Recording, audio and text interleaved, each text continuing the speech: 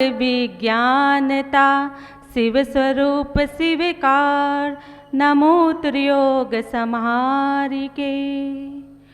कोई ना देता सा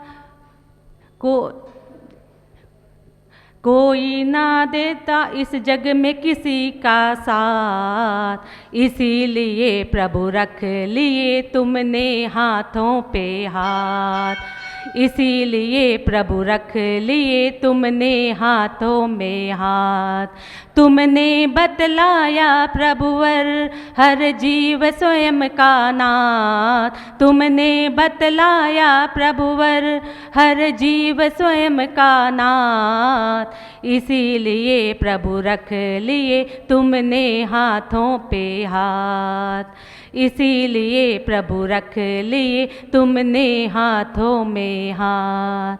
सुना है शरणागत भव्यों को मुक्ति मार्ग बतलाते हो, सुना है शरणागत भव्यों को मुक्ति मार्ग बतलाते हो। अगर तत्व ज्ञायक स्वभाव की निर्मल दृष्टि कराते हो, जग में मुक्ति का निज में ही होता है पुरुषार्थ, निज में मुक्ति का निज में ही होता है पुरुषार्थ, इसीलिए प्रभु रख लिए तुमने हाथों में हाथ, इसीलिए प्रभु रख लिए तुमने हाथों पे हाथ। जयकारा गुरुदेव का, नमोस्तु गुरुदेव। इसके पश्चात हम सभी भक्तगण गुरुवर से विनम्र निवेदन करते हैं, कृपया अपने मंगल प्रवचन से हमें कृतार्थ करें, हमें धन्य करें। नमोस्तु गुरुदेव, नमोस्तु गुरुदेव, नमोस्तु गुरुदेव। नमः सिद्धेभ्यः।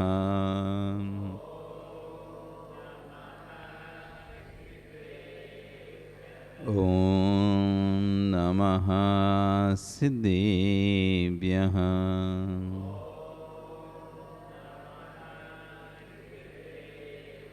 तेरे अड़िए खगिणाए रुतारी मोय सिर सिर डिबहू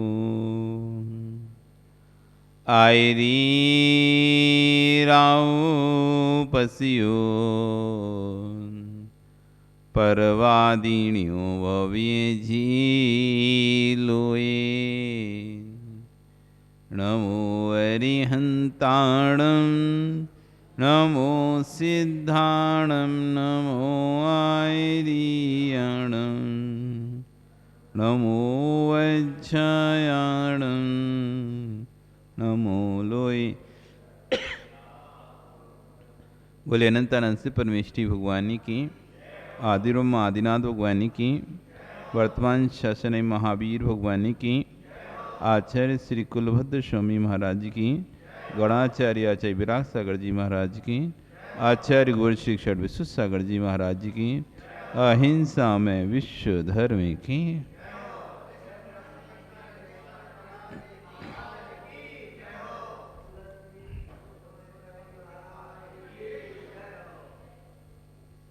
वह बंधु, वर्तमान शासन न्यायिक वर्धमान स्वामी के शासन में तीर्थंकर प्रभु की चरण निष्ठा में बैठकर हम सभी जिन देशना का श्रवण कर रहे हैं, ये जिनेन्द्र वाणी जगत कल्याणी है। आचार्य भवन कुलवद्ध स्वामी महाराज ग्रंथराज सार समुच्चय जी में धर्म के स्वरूप की व्याख्यान कर रहे हैं, तो वहीं आचार्य भवन उसी व्याख्यान पर अपने प्रवचन दे रहे हैं। और कल यहाँ पर कह रहे थे कि दो ही चीजें हैं जिससे व्यक्ति की कुलीनता का पता चलता है। व्यक्ति कुलीन है या कुलीन है, दो ही बातों से पता चलता है, एक भाषण और दूसरा भोजन। भोजन किस तरह से कर रहा है, इससे उसकी कुलीनता का पता चल जाता है। जो जितना जिसके पास भोजन करने सामग्रियां हैं, मतलब जो जितना संपन्न है, उसकी भोजन करने की शैली अलग होती है। जिसके पास सामग्री खाने नहीं मिलता है और उसे खाने मिले तो उसकी शैली भोजन की अलग होती है। आपके पास पर्याप्त भोजन रहता है, आप कहीं भी जाओगे तो सामान से सदाचार से भोजन करते हो। और वहीं कोई जिसके ने कभी 10 दिन से भोजन नहीं किया हो, 5 दिन से, 2 दिन से, या कभी ऐसा अच्छा भोजन ना देखा हो, और उसे अचानक अच्छा भोजन मिल जाए तो कैसे गृद्धता से टूटेगा। आपको संपत्ति देखकर ज्यादा वो कुछ नहीं हो रहा, क्योंकि आपके पास है संपत्ति। और जिसने कभी संपत्ति ना देखी हो उसे संपत्ति मिल जाए तो कैसा रहता है। तो उससे पता चल जाता है कि व्यक्ति कुलीन है या कुलीन है। कुलीन व्यक्ति को ज्यादा आश्चर्य नहीं होता किसी चीज पर, हाँ ठीक है हमारे पास, और अकुलीन उसको पकड़ने खींचने दौड़ता है। आप कुलीन हैं, सभ्य हैं, और आपका आचरण अच्छा है, कोई चीज बट रही भी होगी तो आप शांति से खड़े हुए, ठीक है मिल जाएगी तो ले लेंगे, ऐसा कुछ नहीं है, ले लेने सबको। और एक व्यक्ति झपटने फिरेगा, मैं खींच लूं इसके हाथ से, मैं आज, जबकि ये भी पता है सबको मिलेगा, ये भी पता है सबको मिलेगा, तब भी वो अपने कुल की पहचान दिखा देता है और वो झपटता है वो चीज पे, मुझे मिल जाए पहले। और दूसरा व्यक्ति शांति से खड़ा है, भैया मिल जाएगा, सबको ही मिलेगा, इतना पर्याप्त है कि सबको मिलना है, वो संतोष से शांति से खड़ा हुआ है, मिल जाएगा। यही उसकी कुलीनता और अकुलीनता का पता चल जाता है। किसको घबराहट है मिलने की कहीं, और एक व्यक्ति शांति से। तो आचार्य केवल कह रहे थे कि एक भोजन और दूसरी कह रहे थे भाषा। दूसरी परख वचन प्रणाली है। व्यक्ति को परखना है, भोजन से परख सकते हैं, और दूसरी उनके वचनों से परख सकते हैं। वचनों में ग्रामीण भाषा नहीं होना चाहिए, चकार मकार की भाषा नहीं होना चाहिए, गाय भेड़ चराने वालों की भाषा नहीं होना चाहिए, पशुशाला में कार्य करने वालों जैसी भाषा नहीं होना चाहिए, घुड़शाला में कार्य करने वालों जैसी भाषा नहीं होना चाहिए, स्टेशन पर चाय बेचने वालों जैसी भाषा नहीं होना चाहिए। देखो सबकी भाषाएं अलग अलग हैं। आप स्टेशन में जो चाय मूंगफली जो बेचते हैं, कभी ट्रेन के डिब्बे में सफर किया ना, ट्रेन में आता है मूंगफली वाला, सुशील तुमने सुना है कभी मूंगफली वाले कैसे बोलता है? बोल के तो दिखाओ, तुमसे बुला ही नहीं रहा लो तुम ऐसे बेचोगे तो कोई खरीदेगा तक नहीं उसके लिए तुम वैसी वाली भाषा ही बोलनी पड़ेगी, चाय चाय चाय, गरम चाय, तभी जाके कोई खरीदेगा। तुम कहे चाय ले लो, चाय चाय ले लो, चाय कोई नहीं ले लो चाय भगा देगा ये तेरी। तो जिस क्षेत्र में जाते हो वहां पर वैसी भाषा, उस क्षेत्र की भाषा वैसी होती है।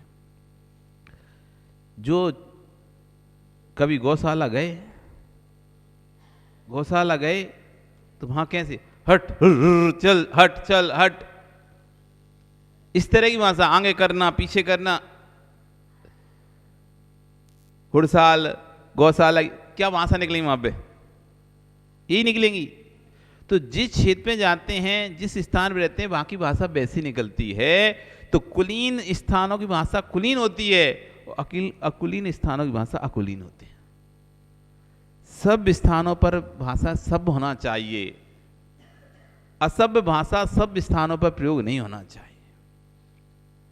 घर की भाषा प्रवचन में नहीं आना चाहिए। घर में जैसे आपस में तू तड़ाक बोलते ना, है तेरा है मेरा है, तू कर ले, ऐसा कर ले वैसा कर ले, तो प्रवचन में या उपदेशों में वो तू तकार की भाषा नहीं आना चाहिए। उपदेश की भाषा भिन्न ही होती है और बोलचाल की भाषा भिन्न ही होती है। यदि उपदेश की भाषा आप नहीं समझ पाए और वही उपदेश की भाषा में ग्रामीण भाषा, घर की भाषा ला दिए, तो आपके इससे पता चल जाएगा कि आप कैसे व्यक्ति हैं। आचार्यगण कह रहे हैं ऐसा क्यों कहा जा रहा है? क्योंकि वहां दो ही शब्द होते हैं, चल हट। गौशालाओं में और घुड़शालाओं में क्या ही शब्द होंगे, चल हट चल हट। कभी आगे कहीं पीछे करता है, चल हट।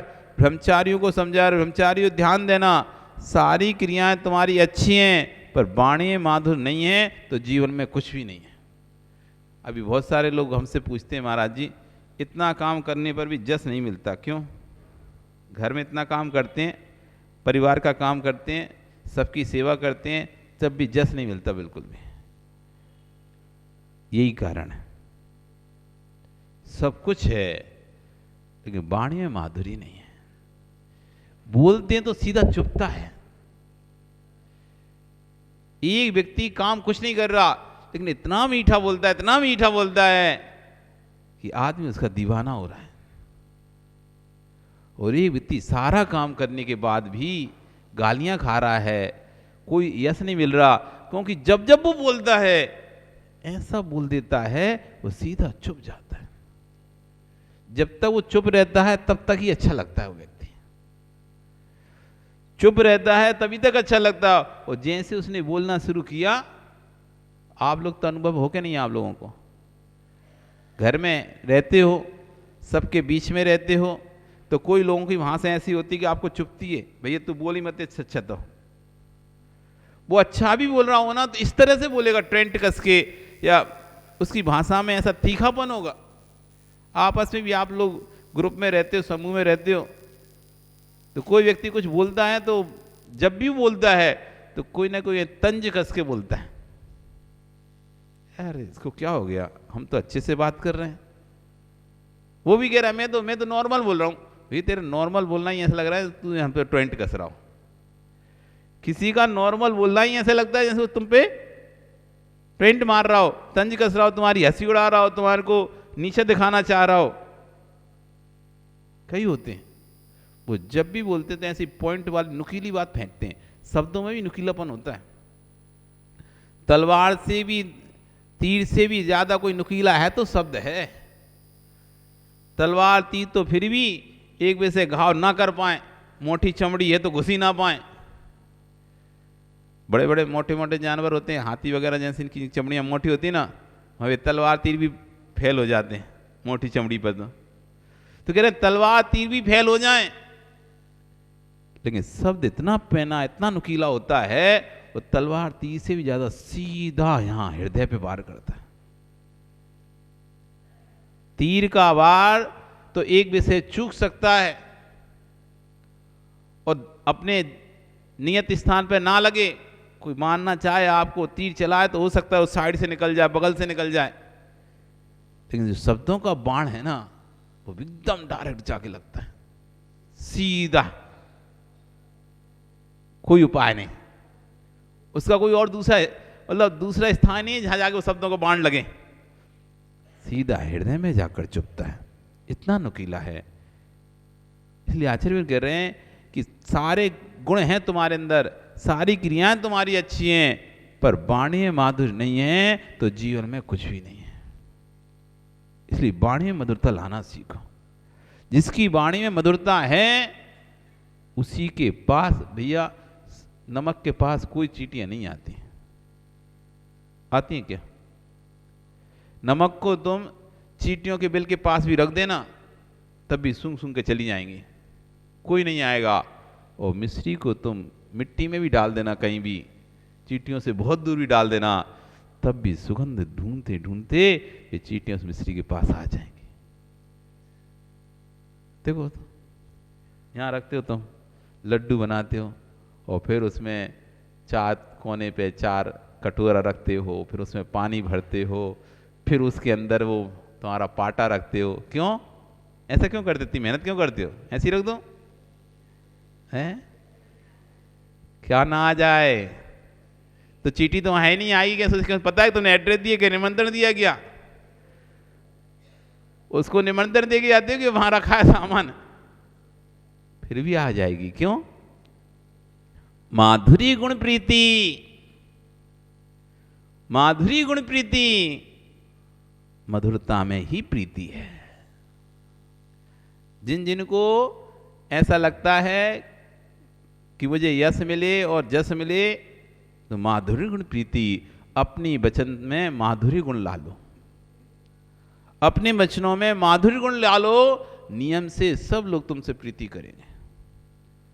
बस वचनों में माधुर्य गुण नहीं है, पूरा काम करते तो हो लेकिन आखिरी में तुम ऐसे सुना देते हो, दिन भर से हम लगे हैं, वो तो सो रहा है शांत, हम दिन भर से काम कर रहे हैं। लो भैया, काम तो कर ही लिए था पूरे दिन भर से, अब काम करने के बाद तुमने दूसरे को सुना दिया, सब जो असर उसको पड़ रहा था, यार आज तो सासू माँ बहुत दिन भर से काम कर रही, सोच ही रही थी बहू क्या सासू माँ दिन भर से काम कर रही है और अब कल नहीं कराऊंगी, और आज मेरी थोड़ी तबीयत ठीक नहीं इसलिए मैंने उनसे कराया, और तुमने पूरा दिन भर काम करके और शाम के सुना दिया, तो उसको जो सोच रही थी वो सब खत्म। अरे हम कोई मन से थोड़ी ना कर रहे थे, हमारी तबीयत खराब थी इसलिए आज इनको बोला था, और उसमें भी इन्होंने 4 बातें सुना दी। एक दिन तो काम किया और एक दिन काम किया और उसमें भी 4 बातें और सुना दी हमको। अगली बार से हम ही कर लेंगे, बीमार हो चाहे कुछ हो। क्या हुआ? प्रीति नहीं बढ़ पाई।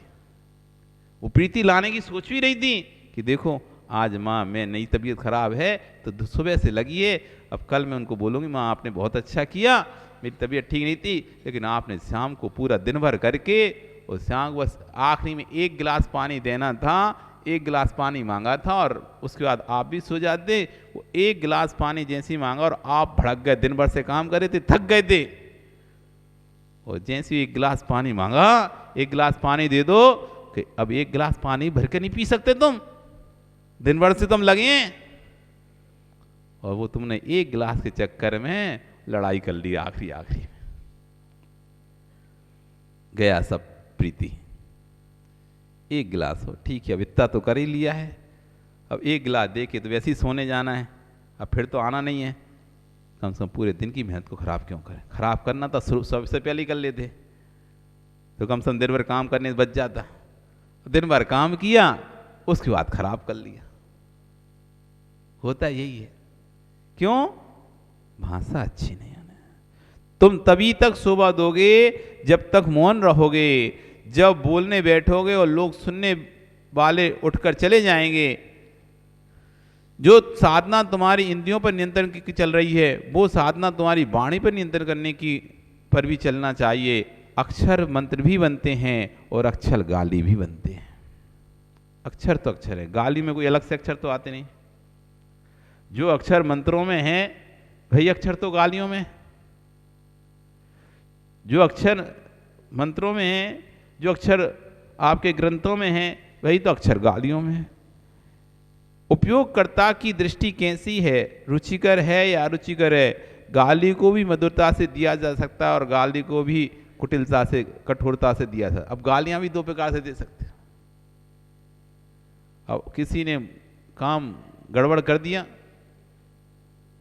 इतने जूता मारे तो पता चल जाए और वो सामने वाला गुस्सा है, हमें जूता मारने की बात कर रहे हैं, हमें जूता मारोगे? वो वहीं कह रहे हो तुमने काम ऐसा किया है कि मन हो रहा है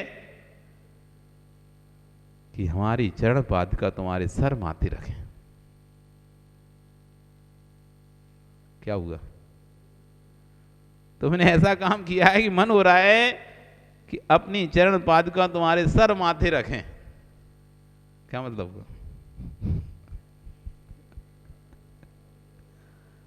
कुछ समझ में आया? पहले वाला बुरा लग रहा था कि इस वाला बुरा लगा? इस वाले में तो ऐसा लग रहा है कोई बहुत अच्छी बात कर रहा है। पहले बोल रहा था कि गुस्सा तो इतना आ रहा है कि तुम में जूते लगाएं, अब दूसरी बार कह रहा है कि तुम्हारा काम तो देखकर ऐसा मन हो रहा है कि हमारी चरण पादुका तुम्हारे सर माथे रखें। गाली में भी मधुरता। तुम तो निरे मूर्ख हो। सामने वाला बुरा लग गया, यार हमको मूर्ख बोल रहा है। अरे तुम तो देवा नाम प्रिय हो,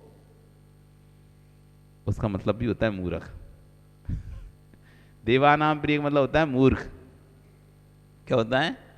मूर्ख। अब किसी को तुमको मूर्ख बोलना है, तुम तो मूर्ख हो, अरे नहीं तुम तो देवा नाम प्रिय हो, वो सोचे पता नहीं कौन सा अच्छा शब्द उपयोग किया है कि देवा नाम। तू तो कुत्ता है? कुत्ता बोल रहा हमको, अरे नहीं तुम तो ग्राम शार्दुल हो। ग्राम शार्दुल यानी कुत्ता, गांव का सियाल। जैसे सियाल होते हैं ना तो भौंकते रहते हैं, वो ऊ करते रहते हैं, जाते नहीं पार, डरते है ना। गांव का गीदड़ कह लो, गांव का शेर कह लो। जैसे कुत्ता होता है अपनी सीमा तक तो बहुत भौंकता है, और जैसे उसकी सीमा खत्म हुई तो दुम दबा के पीछे पीछे आगे नहीं आता, भौंकता रहेगा, दूर से भौंकता रहेगा। जैसे ही पास जाओ भग जाएगा। वो कहां तक भौंकेगा? जहां तक उसकी, वो देखो जैसे ही तुम उसकी सीमा से निकले शांत हो जाएगा, दूसरा कुत्ता चालू हो जाएगा। उसे कहते हैं गांव का सियाल,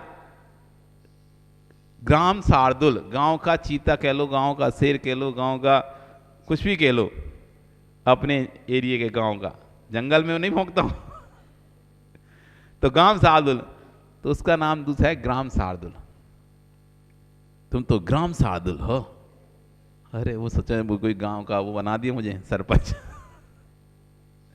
तो आचार्यगण कह रहे हैं मधुर विषय को भी गाली के रूप में पेश किया जा सकता है, और गाली को भी मधुर विषय के रूप में पेश किया जा सकता है।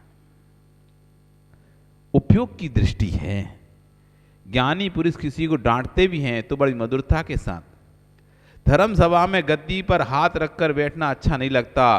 तू तो ऐसा बैठा है जैसे सुख में बैठा है, सिर पर हाथ रखे हैं। ज्ञानी लोग तो प्रसन्न होकर बैठते हैं। क्या हुआ? सबके हाथ हट गए। अभी देखो, अब मान लो कोई ऐसे बैठा हो, ए क्या कर रहा है, हाथ हटा सिर पे से, ऐसे बोल सकते हैं? क्या हाथ रखे बैठे हो सिर पे, ऐसे ही बोल सकते हैं। और ऐसे ही बोल सकते हैं ज्ञानी लोग सभा में सिर पर हाथ रखकर नहीं बैठते। तुम डांटोगे तो उसकी अकड़ में जाकर नहीं हटाना ले, और तुमने ऐसे बोल दिया। ज्ञानी लोग सिर पर हाथ रखकर नहीं बैठते, सब पैर पर पैर रख के नहीं बैठते धर्म सभा में, तो स्वतः ही उसका हाथ भी हट जाएगा और पैर पर पैर भी हट जाएगा। ज्ञानी लोग तो प्रसन्न होकर बैठते हैं। क्या हुआ? सबके हाथ हट गए। देखो भैया हाथ हट गए। ओहो तुझे शर्म नहीं लगती? और ऐसा कह दिया कि ओ तुझे शर्म नहीं लगती, धर्मसभा में सिर पर हाथ रख के बैठा है। अरे बात तो दोनों एक ही थी, लेकिन तुम्हारे कहने की शैली में बड़ा अंतर था। पता चला हाथ भी हटा और वो भी भग गया उठ के। हाथ तो हटाया उसने, वो खुद ही उठ के भग गया। हट गए और दूसरी शैली में भी हाथ हटे, लेकिन तब भी आनंद बना रहा, शांति बनी रही, क्षोभ नहीं हुआ, और आनंद के साथ प्रवचन भी हो गए। दूसरे से तुमने डांट दिया। मंत्रित रखो अपनी वाणी को। आचार्य कह रहे हैं अपनी वाणी को मंत्रित रखो। ज्ञानियों योगियों को इसलिए कम बोलना चाहिए।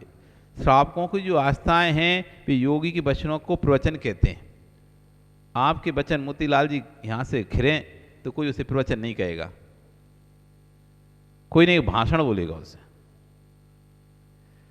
अभी आप खड़े हो जाओ और बोलना शुरू कर दो तो लोग आपके वचनों को भाषण बोलेंगे। क्या बोलेंगे? भाषण दे रहे थे वो तो, खड़े होकर 1 घंटे तक भाषण दिया। और वहीं जब मुजराज बोलते हैं तो क्या बोलते हैं? भाषण दिया। कभी ऐसा शब्द उपयोग आया क्या? मुजराज ने भाषण दिया। मुजराज ने प्रवचन किया। योगियों की भाषा प्रवचन है और भोगियों की भाषा भाषण है। योगियों की भाषा प्रवचन है और भोगियों की भाषा भाषण है। इसलिए आचार्यगण कह रहे हैं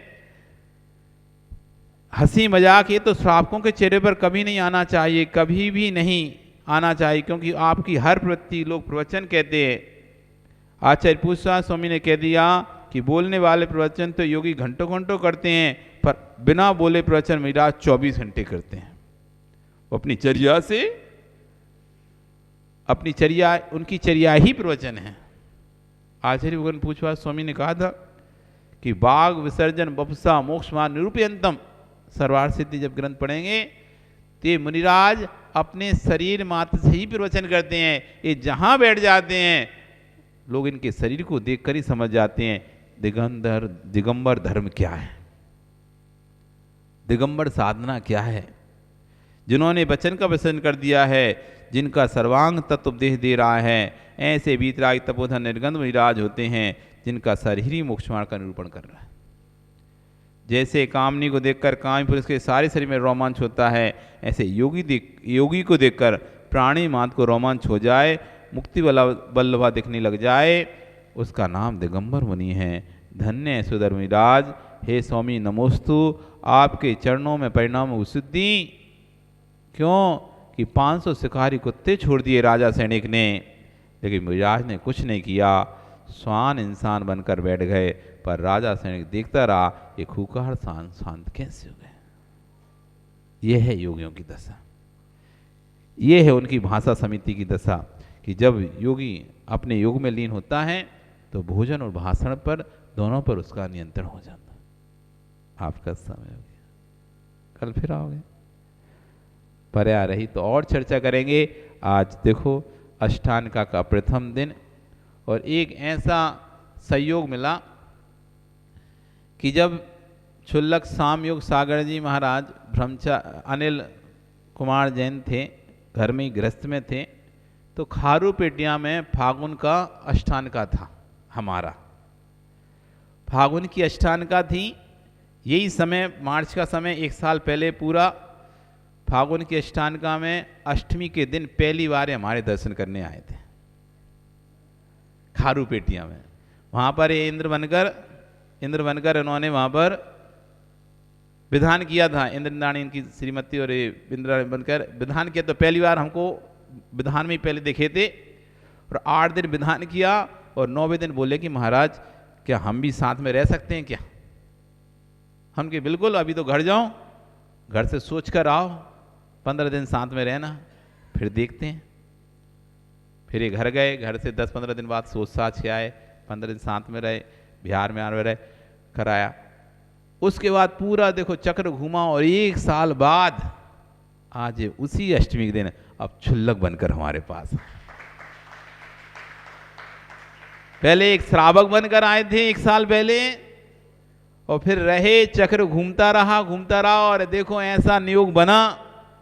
दीक्षा होने के बाद वही फागुन की अष्टांगिका के प्रथम दिन फिर से 1 साल बाद, अब पहले श्रावक बन के आए थे, अब क्षुल्लक बनकर आ गए हैं। अब हम 1 से 2 हो गए हैं, हमारा अब संग बन गया।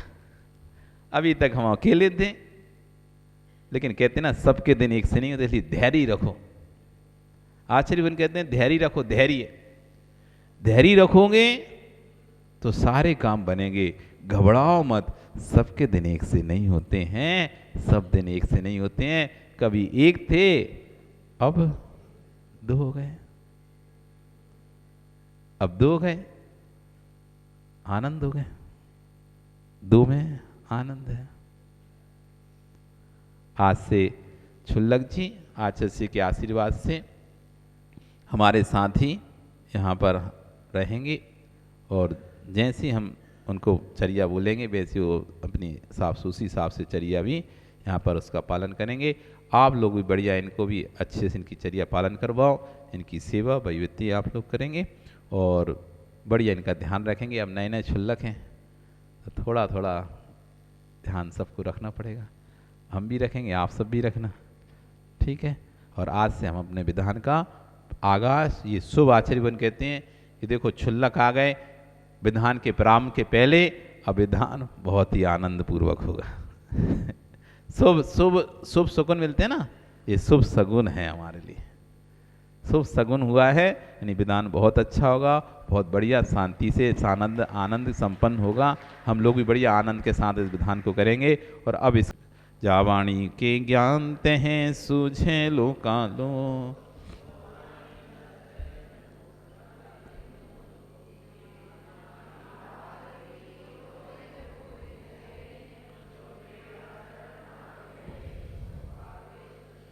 देव भजू अरिहंत को हो गुरु से बो निर्ग्रंथ, दया धर्म बालू सद